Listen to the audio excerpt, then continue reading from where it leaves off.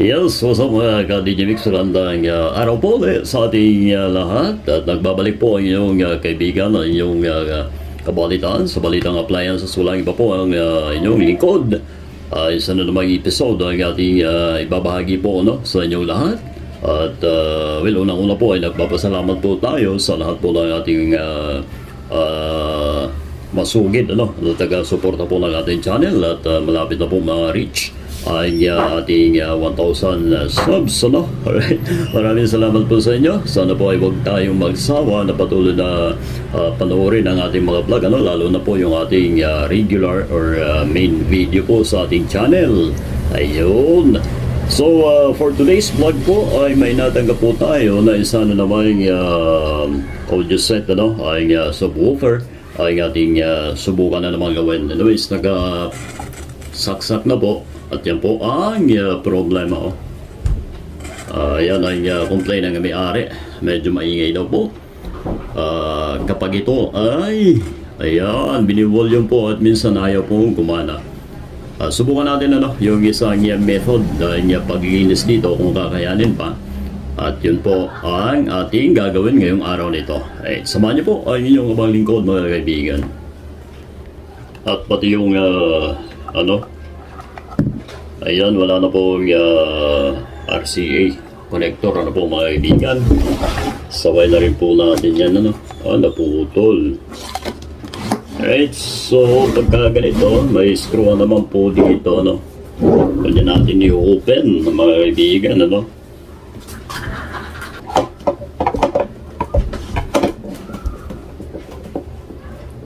I mean it from the bottom of my heart.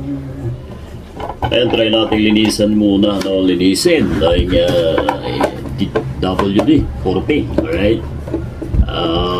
Baka sakaling mawala yung ingay. Kasi yun po sa aking experience, kung talaga ayaw na mabulyuman, ayun, ika nga ay pulpot na ay carbon, So wala na pong choice kundi palitan. Pero pagka medyo maingay lang, ibig sabihin may mga dumi. Ayun. Yung po yun, Yun ay sa personal natin experience, Ayan.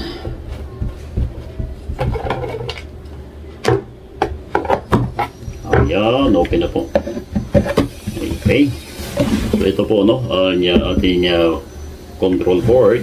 Tanggalin po natin dito pang malinis natin ang loob ng variable resistor or ng volume control po natin. Okay.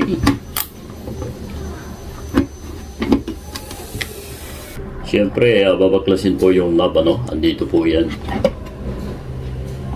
Medyo mahigpit po yan, pero kayang-kaya naman po ninyo yan. So mga gustong mag-try. Okay. Ayun. And then, syempre, pihitin. Ayaw lang. Lock. Okay. Yung lock. Ayan po. May isa pa over. Medyo mahirap yung nasa maliit na mga kaibigan. Ayan. Yan. Sikip. Ayun. Ayan na po. Tanggal na natin. Ayun ang volume po kasi nito. Ayun. Yung mga baluktot ang mga pins. Right? Hindi pwede na naka-ground yan dito.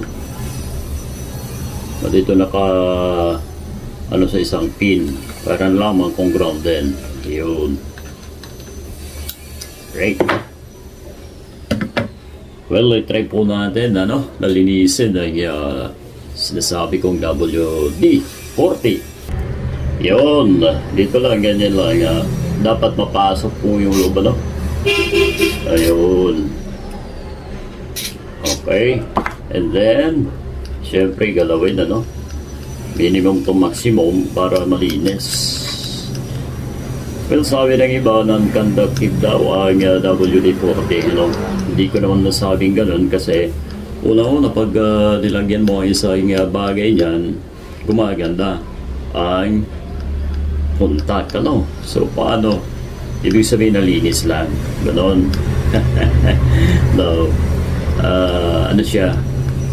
Maganda talaga yung panlinis. Ano? Minsan sa chain ng motorsiklo ko po ay nilalagay ko rin po yan doon sa kadena, no? Ayun, maganda rin po. And of course, hindi natin pwede na linisin na to ng ibang liquid, no? Gaya po ng thinner ay hindi po pwede. Dahil yung thinner po ay matapang yan, maaring mabaklas ang mga carbon, no? So lalong mawawala ang contact. Alright, ayan, linisin na natin lahat mga ka-Digimix. And then test po natin. Pero doon sa part na non-conductive nga po ang liquid na yan, pwede po kasi kahit matapunan mo niyan yung isang board, ano, gaya ng TV, ay hindi naman po siya nag-spark, ano. Wala talaga, ibig sabihin. Yun siguro ang nice nilang tupugin, ano.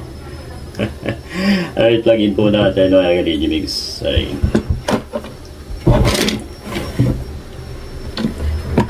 Nata na wag mag-shirt, ano. Pag magte-test, syempre, baka madagdagan ang problema. Uy, ayun na.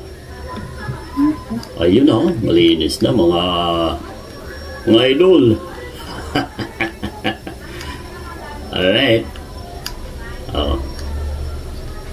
Mga ka-Digimix, hindi na nag-iingay. Ganun lang, kasimple, no? Basta maingay yan, lagyan nyo lang po ng WD at talagang mawawala po yan. Proven na po yan sa atin dito. At marami ding technician, mga mekaniko, ay nakakaalam niyan, ano? Alright, saksak po natin, ulit. Okay, ulit. Ayun. Alright.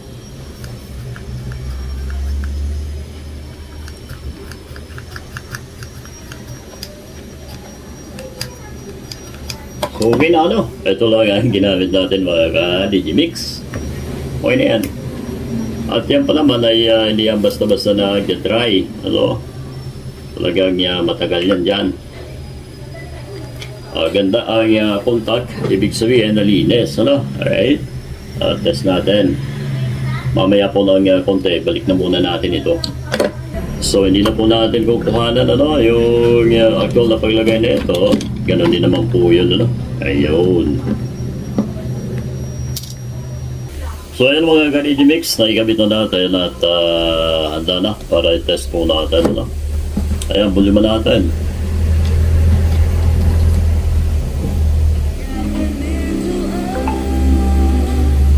Copyright tayo, ano, medyo kabugso-bugso dahil ayan, mga fitness po natin, ano, wala na yung ingay.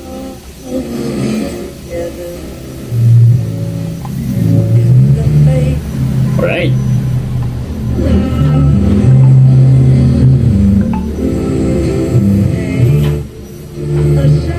Okay. So yun lamang po, ano, yung subukan gawin kapag nag-iingay, ano? Pag ika nga ay garalgal o yung parang pag pinulyom ay may ingay na, ayan po ang gagawin, ano? Linisin lang po muna ng WD-40 at yan ay malaking tulong po, no, mga kaibigan. So yun, tapos na po ang ating vlog. Saglit lamang po, no? Alright, thank you so much po sa inyo lahat, mga kaibigan. Patuloy niyo pag-suporta po sa ating channel. At tayo po ay natutuwa dahil ayan, marami po ang nanonood sa ating short video. Alright, thank you and God bless po sa ating lahat.